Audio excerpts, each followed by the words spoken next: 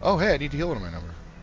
Welcome back to Hard West, everybody. We're going to heal up our team at the hospital. Didn't realize somebody needed healing. Probably should be paying closer attention. The Mother Superior apologized for the high prices. It's fine. For her medical services. She explained that obtaining medical supplies in this area was quite difficult, as everything had to be imported from the U.S. Bastards. All of their ailments were addressed. Sweet! What did he have? I don't know why I came here expecting to find an ailment. I kind of thought it would be one of the injuries, like it would go from um, like broken spine to whatever the reinforced spine upgrade is. You know what I'm trying to say. We've done enough campaigns now. You know what I'm talking about. Let's hit the stagecoach. That's what I said I was going to do. Let's do it. Following Cassandra's directions, the party soon arrived at the location of a stagecoach crash. The putrid smell of decay indicated the accident took place several days ago. A flock of vultures feasted on the well-heeled passengers. One of the birds looked up from its feast, fixing the company with a rheumy glare before slowly flapping skyward. Hardin began rummaging through the pockets of the dead, whistling casually as though he were picking daisies. Cassandra, finding nothing of interest, was beginning to regret coming. Close. When she spied a thin leather suitcase sitting in the dust. Opening the case, she discovered a document written in dark blue ink on thick paper. Fuck. Fuckers. Fine, it's fine. It appeared to be the deed to a silver mine somewhere in the Rockies. Cassandra pocketed it while her companions rummaged the rest of the spoils. Alright. Well, I'm assuming that deed's got to be worth something, right? And if not outright, we can probably claim it is. Enter the cantina. Visit cantina? Sure. You got anything to ask about? No, I don't want to ask about those. I don't think there's going to be any change. Fine. Is my nose running so bad? I have hopefully more or less dealt with the problem. I don't want you. I've sold you once already. I also don't want the bottle of liquor. Dried meat may be useful, though, right? I'll eat meat. Increases max HP. That sounds great. What was that noise? Is that the noise of my HelloFresh delivery arriving? Oh. Sorry. Yeah, I'll keep that for now. Or will I? Got everything yet. There we go. I'm not going to use it. Might as well do that. I'm always hoarding my items, so I might as well sell them instead. I'm going to hoard it. I might as well just not have it. Hardin led Cassandra to the notorious outlaw gambling den. The venue was set up in a cliffside cave in an ancient Indian... probably native, actually. Ancient native pueblo? Pueblo? I don't know what that is or how to pronounce it. There were no lights on the outside, but Hardin pointed out two guards concealed against the crumbled walls next to a narrow entrance with a thick black curtain inside. They found a wide repertoire of gambling tables, an assortment of colorful, dangerous-looking characters, and an ample supply of liquor. Do that. Join a dice game. Yeah, let's eavesdrop. Prospector claimed to own a map to the wreck of an old Spanish treasure ship. Hardin dismissed it as bragging, but Cassandra was interested. Let's read his mind or his future. Ooh, that hurt my luck. Her initial attempts were inconclusive. Cassandra felt she was already losing her lucky streak. Yeah, no, that's true. Leaving. Head back to town. Yeah, I was worried. Asked for a room. Thank you. Return to the cantina. Thank you. Nothing going on. Keep that lucky streak. Hit the tables. Dice game feels way too... It's easy to see if you're cheating in dice. Right? I don't cheat, and I don't gamble, 'cause I have bad luck, so I don't deal with this shit. So I really don't know. High stakes poker. A group of 4 men were sat at a table playing poker with a professional-like silence. Cassandra had a feeling they were practicing ahead of the La Fortuna soiree. Cassandra put on a heavy accent and introduced herself as Lydia Morozov. The 4 men were Noyan, Toko, Tok Gazogul, a weapons manufacturer, Dr. Fabian Fay, MD, Sylvester Allman, a sawmill owner, and Padro Ramius, an oil broker. Cassandra asked to join. The men said she was welcome if she had anything to gamble.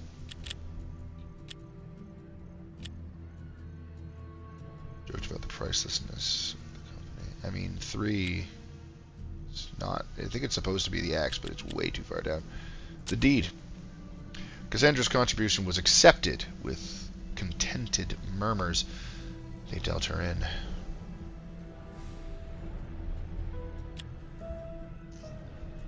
She stuck her conversation while accidentally showing off her cards while she keenly observed her adversaries. Yeah, let's lose for a bit. Oh dear, not my silver mine.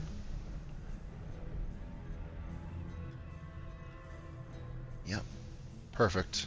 I lost my silver mine, and I have a bunch of tells that I can use without needing precognition to win the big tourney. Great. She returned to the lobby. Do some dice game. Standing by the game table, Cassandra felt the weight of the dice in her hand, rolled the dice, and exerted her mind to predict the outcome. I got some money, that's not too bad. Cassandra found it hard to sense the outcome of dice rolls. Yeah, no kidding. There were so many changes for each movement of the hand, but she got something out of it. 222. 222. I'll take it. Standing by the gambling table, felt the weight of the dice. No, that's okay, we're good. Stood in the lobby of the clandestine. Let's just go. Made some money, and I lost a deed. It's not the end of the world.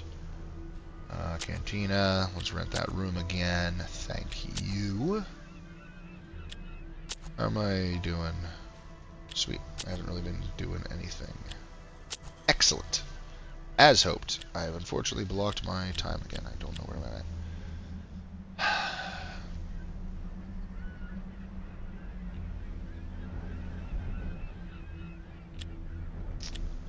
We don't have anything else left, huh? Okay. But Cassandra told Hardin, I lost some luck for this, told Hardin they should find the bordello, his eyes lit with an unsavory glow. She admonished him sternly, insisting this was strictly a business outing, thank God. Her head was already starting to ache. It was only a matter of time before it dulled with pain for hours or even days. They arrived at the brothel in time to witness a violent quarrel. An older, flamboyantly dressed woman beating a native prostitute with a billy club. Cassandra guessed the older woman was the bordello's madam. Great. Hardin stared at the scene, frozen for a moment, agog. Great! An instant later, Hardin rushed at the madam, lending a full-force punch in the middle of her face with a crunch. Hardin, I love it. I appreciate it so much. I really do. I don't want to be mad at you for this. Because boy, howdy, would I have wanted to do the same fucking thing. But also, fuck. Weren't we coming here to try and get, like, information in some way? And now I don't think anyone in this building is going to want to talk to us. Except, hopefully, the native woman you're saving. As she sprawled on the floor, dazed and screaming, Hardin rushed the native woman, helping her up. She hugged him as she cried, covering him with kisses on the way. It's just they had more than a passing... Oh. There was no way in fuck you weren't punching. Alright. I have no anger. Ducked in the nearest back street. Hardin and his native acquaintance joined Cassandra as soon as they could. She wasted no time reprimanding Hardin for attracting the attention of the entire town, and doubtless the authorities. Hardin explained that he had no choice. It was his duty to defend Felicia. Apparently they'd known each other for some time. Cassandra guessed Hardin was one of her regulars, probably. Felicia apologized for the trouble, but said that without her job, she had nowhere to go. Hardin suggested she could join Cassandra's posse, as she was a good shot and good company. I mean, I like both of those things. Yeah, that sounds great. Knew that accepting this woman into the team would attract unwanted attention. Do it anyway. Yeah, it's more people, the merrier, the better. The more people we can trust, the better. Sorry, let's return to the savory parts of town. Let's go to the cantina and maybe take a little nappy nap. Again. Am I known now? Brushed the law and minor, it seems. She found only a small note about one of the events she'd been involved in. Well, that's still better. What equipment do you come with, friend? Just mandrake root. Well, have this. Oh, and a 6-shooter. We probably have bonus. Well, maybe not bonus, but extra guns we can give you, right? Let's give you that. You're good with 45 aim, 55 aim, 65 aim. You don't have any cards. He's at 55 aim with the plus 5, plus 10. Okay, so they basically have the same amount of aim. That's fine then. Felicia can be the... why do I feel like I read that somewhere else? Felicia can be the new sniper. That's fine. Eh?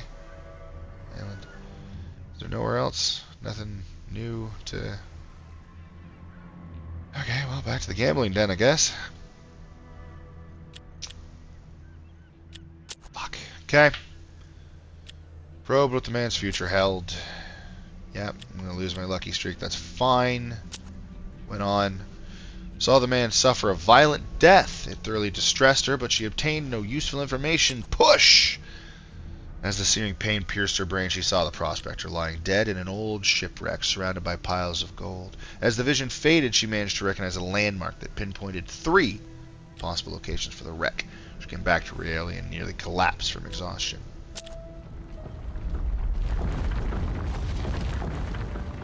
Well, let's go take all of the fucking nap. Because holy hell did that probably hurt. Okay. Shit. Knew that was coming. Knew I was pushing too hard. As Cassandra and her companions walked away from the cantina, she could tell something was wrong. It was quiet. The usual bustling streets all but deserted. The usual hum of everyday activity replaced with dead silence. Something was up. Before Cassandra could formulate a plan, a bunch of Raleighs emerged in their path, led by none other than Joaquim Perez. Hardin pointed toward the nearby stables. Cassandra looked in the other direction at the church.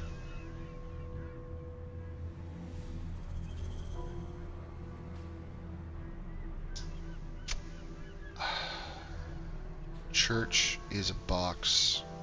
Stables might be more open to escape. I don't know if the church has a back entrance. We can see in the stables, we can't see inside the church. Cassandra and her team made it to the stables where Hardin commandeered a carriage and a pair of horses. Perfect. I'm glad I trusted Hardin. The commotion. The stable boy. Apologies.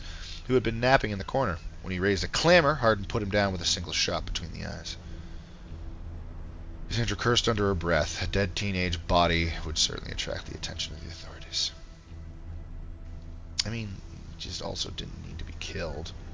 Cassandra's mind reeled as the carriage hightailed it out of Adelante. How far would Perez go to find her? As far as he thinks God is going to make him. That's not where I want it to be. Hold on.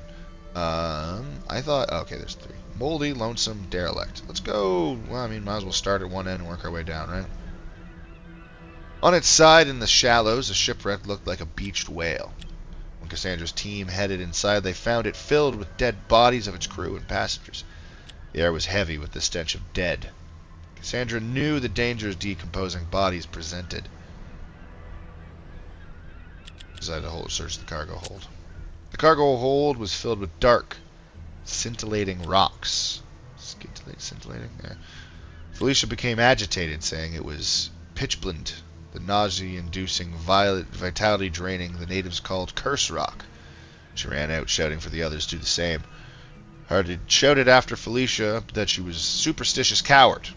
She shouted back that Hardin was an overbold fool. I kind of agree with Felicia on this one.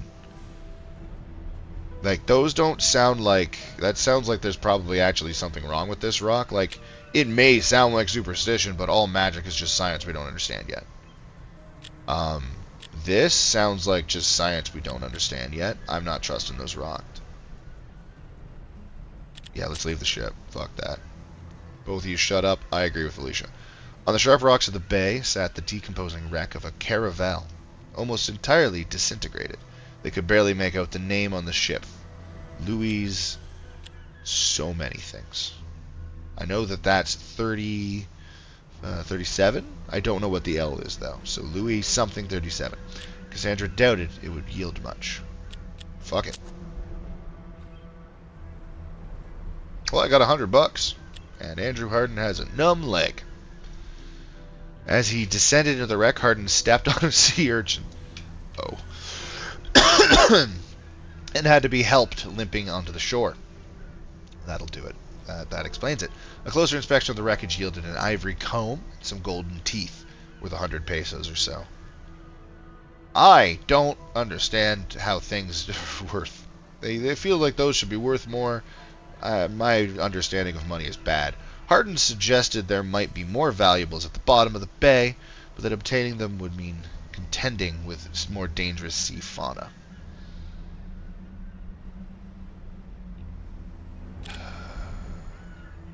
I don't know if either of them are good swimmers.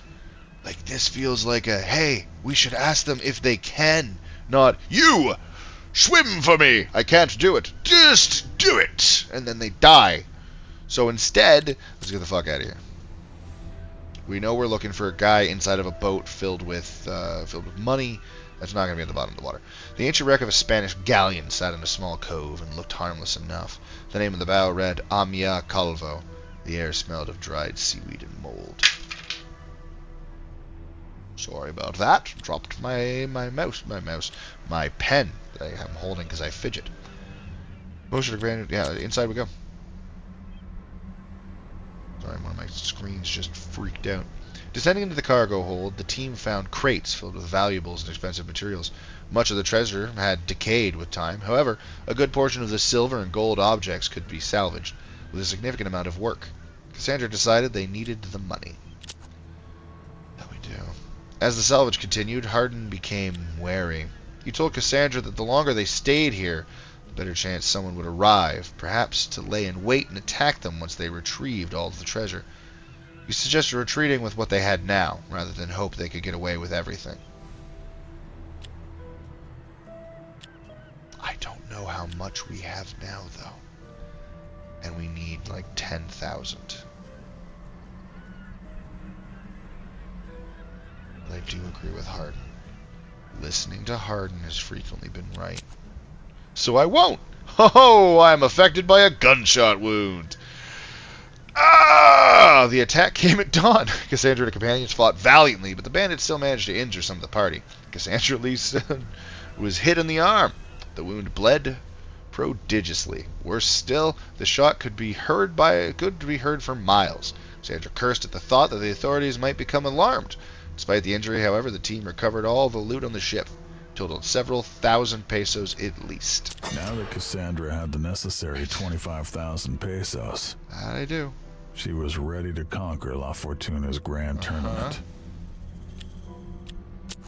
We need healing real bad. Apologize for the high prices. That's fine. Yay.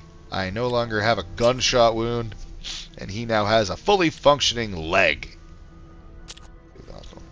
Yeah, just hit the reception hall. We got time. We can do this. Oh, my nose is itchy. Sorry. Clearly nose hairs are growing in a wrong, wonky direction. It's making everything itchy. Cassandra and her companions arrived at the building where the poker soiree was to be held.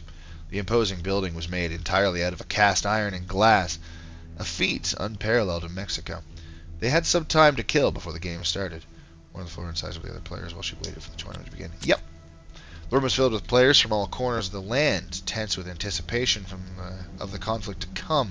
Finally, the cashier booth opened, and players began to fork over the cash necessary to register. There was still some time for Cassandra to mingle with the other guests. Yeah, let's go into the crowd. The soiree was first and foremost a social pageant where the rich and the famous could show off their opulence to their peers and rub their success in the faces of their competitors. Though everyone appeared friendly on the surface, the competitive tension in the hall was palpable.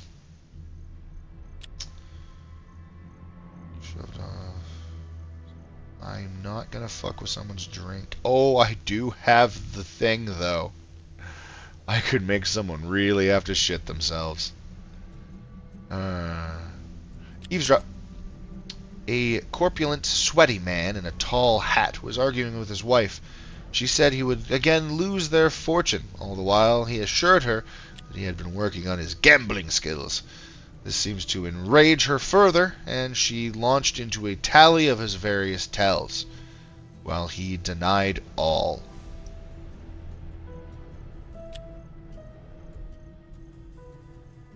It feels too easy. Like, it's so well constructed. So well constructed.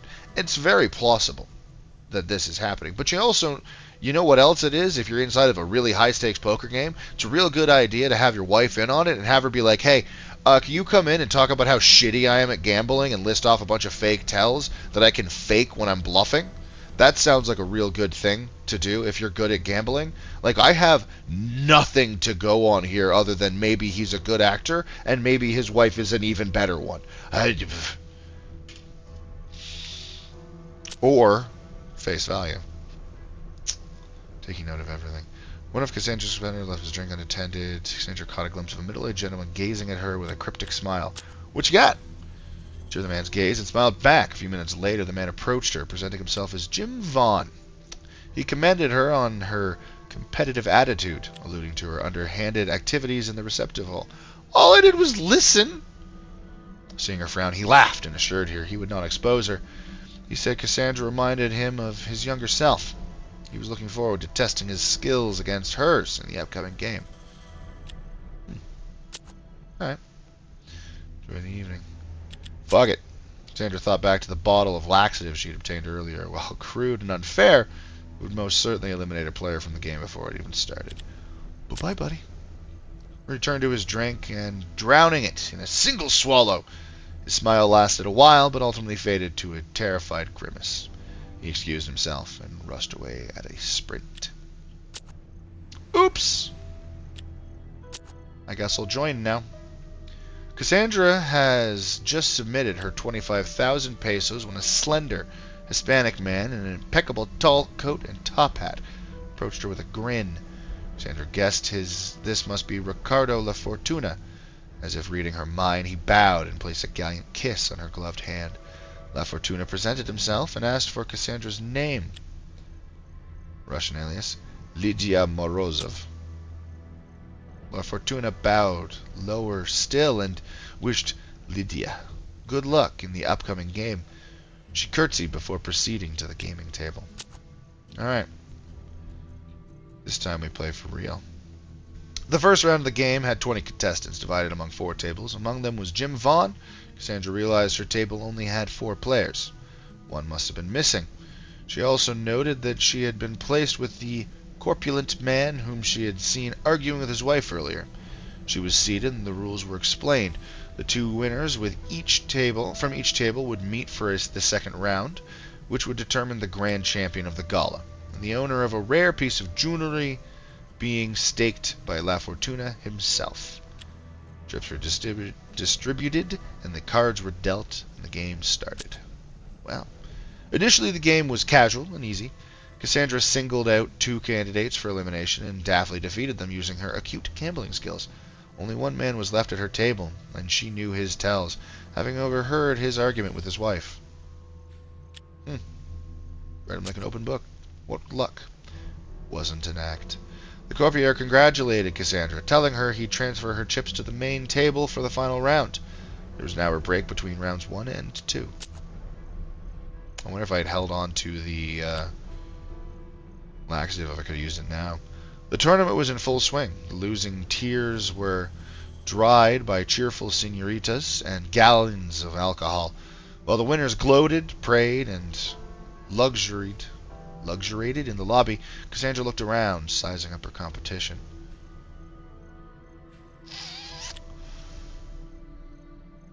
That's a bad idea. I'm not going to follow the finalist. As the break was over, I proceeded to the table. Uh-oh. Turning into another of the palace's corridors, Cassandra was confronted by a tall man standing in her way, his gun trained on her heart. Cassandra knew in an instant it was Joaquin Perez, her pursuer, her tormentor, her personal agent of fate. Perez called her a traitorous witch, exclaimed that he dearly wished to see her hang by her worthless neck. Still, he said, stalling any longer would put his holy mission in jeopardy. Cassandra said she never asked for her gift, if that was what Perez thought made her a witch. We're all born who we are, she continued, and impugning any one for being true to his or herself did as much good as pissing in the wind. Perez laughed.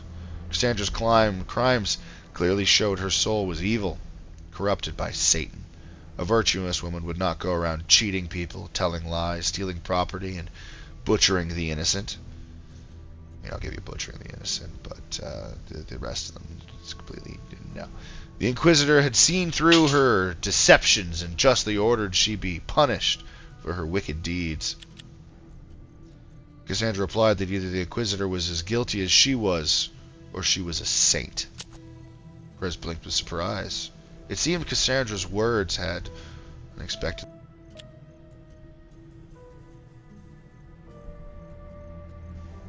Weird.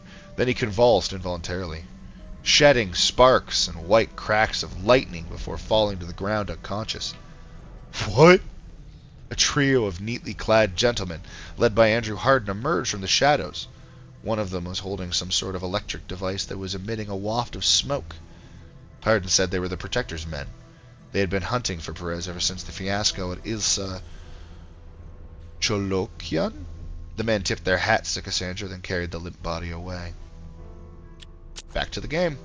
The players sat down to the final round of La Fortuna's poker tournament. Along with Cassandra, there were 3 other men still in the competition. Jim Vaughn, Dr. Fabian Fay, whom she knew from Pablo Casino, and another she did not recognize. Deal the cards. The stakes of the final game were higher, as was the skill of the participants. As the game progressed, Cassandra's chips supply diminished, until she was on the brink of insolvency. Only a decisive move would improve her situation. She could try to take out Dr. Fabian Fay, whose stash was smallest, Mr. Rossetti, who seemed stable. Jim Vaughn's skills seemed unmatched. He was doing exceedingly well thus far.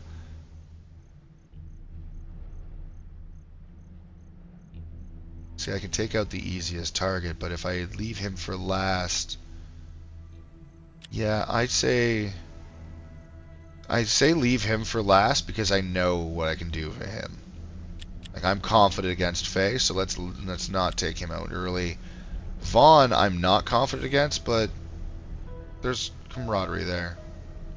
And I feel like he'll see this the same way.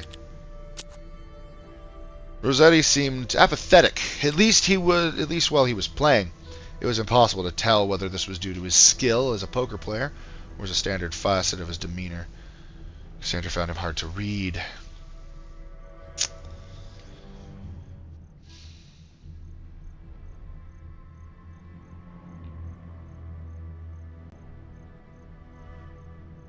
If I use my precognition now, it's gone. And I kind of want to save it for Vaughn. So I'm not going to use my precog. But do I bluff? In the last thing, it said I'd been playing carefully and my chips were dwindling and I needed to do something. So obviously number 3 is just continuing the same thing that's just going to lead to us losing by attrition. Shit!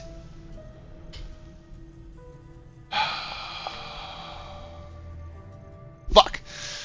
Rossetti didn't fall for Cassandra's bluff. He bet, destroying her. Within a couple more rounds, she was finished. As she folded her final cards, the man congratulated her on the good showing. Rossetti himself promised Cassandra she could pick something from his collection of vintage and unusual firearms as long as she paid his family a visit in the Hacienda. Returned to the lobby to observe the rest of the game. The tournament had finished, and though Cassandra did not win, Ricardo La Fortuna congratulated on an excellent game, and the two chatted for a while. Though La Fortuna had other business to attend to, he invited Cassandra to visit him at his residence whenever she liked. She promised she would come, and then departed into the crowd. As Cassandra made her leave, Jim Vaughn approached her and offered to buy her a glass of port. Okay. Mr. Vaughn was visibly delighted. He ordered drinks as he told Cassandra about his younger years with a refreshing bluntness. Vaughn had run away from home at a young age and wandered the West, finding no shortage of trouble and becoming an infamous gambler and duelist. One fateful day, however, he played against a powerful man, taking a fortune from him. The man was furious, telling Vaughn to leave the country and renounce gambling on pain of death. That's when Vaughn headed to Mexico. He had been miserable ever since. But when he'd heard about the tournament, he decided he didn't care anymore. It was worth the risk to play again. What else was life for? What does that have to do with her? He looked at her wistfully. He told her that he saw his younger self at Cassandra. She had inspired him to take his guns off the hook and go looking for trouble again. And if there was one person he would love to ride with, it was her.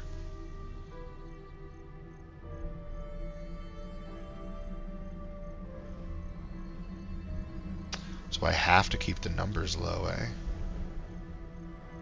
I don't like that at all.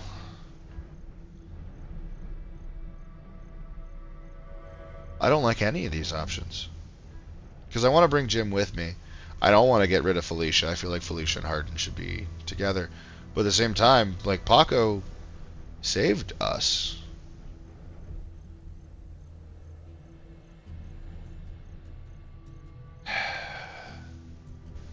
Out of all of them, Paco is the most replaceable. It just doesn't feel right to do it. Alright. We have access to the La Fortuna residence. Let's find ourselves a unique firearm. Yeah, there's nothing else new. So over here we go. The Rosetta Hacienda was a lush residence with a beautiful garden surrounding it. The highlight of the Hacienda was an extensive collection of firearms. Mr. Rossetti invited Cassandra to pick an item from the collection as an expression of gratitude for Cassandra's excellent company during the tournament. Shotgun scope. The 18 barrel. Oh, it's a pistol. I thought it was a shotgun. Oh, that is a gun we get later. It's something like the little bastard. It's like a shoot. Oh, it's so stupid. Scope rifle. The mammoth. Yes. Oh, you guys can't see the precognition window. Let me. See, there's the. So when it's all lit up like that, that means I have my ability to use precog. Ignore that. But it goes dark after I've used it, and I have to go rest to build it back up. And that's why I've been going back and forth, in case anyone was wondering. Congratulate Cassandra on her excellent choice. He asserted that if she ever required more vintage firearms, a selection of his collection was available for purchase. Well, I mean, please let me see that. I love buying guns. What the fuck, the 18 shooter. 12 gauge Defender is also pretty great. The Douglas Duster and the heavy pepper box. Alright. I do love me the mammoth rifle. What do you got, Jim? You already have one!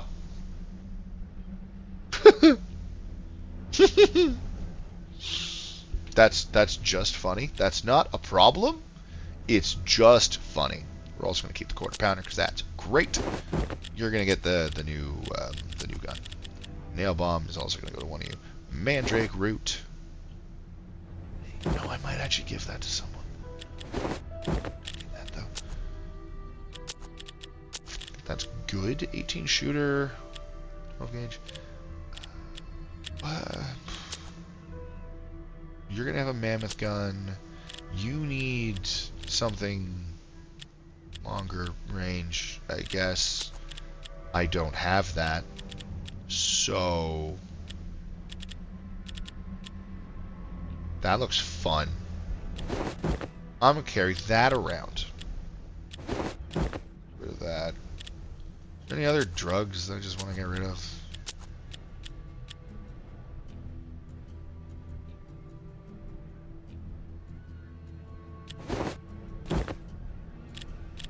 I'm going to give him the nail bomb instead. Confirm. Trade. Great. Good talking to you, friend. Really great. I'm actually kind of stoked that I lost to you, that I also got a fucking sniper rifle out of it. To la Fortuna! Because that's the end goal here, right? Cassandra strolled. I'm supposed to end the episode. We're ending the episode. That is the end of this episode. In the next episode, I'm going to read whatever this says. Cassandra didn't stroll anywhere. That's a lie. No. Ha! Now you don't know what it says either.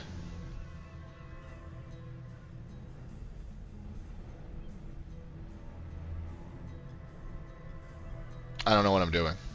Can I control Z that? Thank Jeebus. That's the end of this episode of Hard West. In the next episode, we're going to move into we're going to do something at the La Fortuna residence. I don't remember what our goal is here. But we're going to find out. You guys have yourselves a wonderful night. We're just running. We're just constantly running.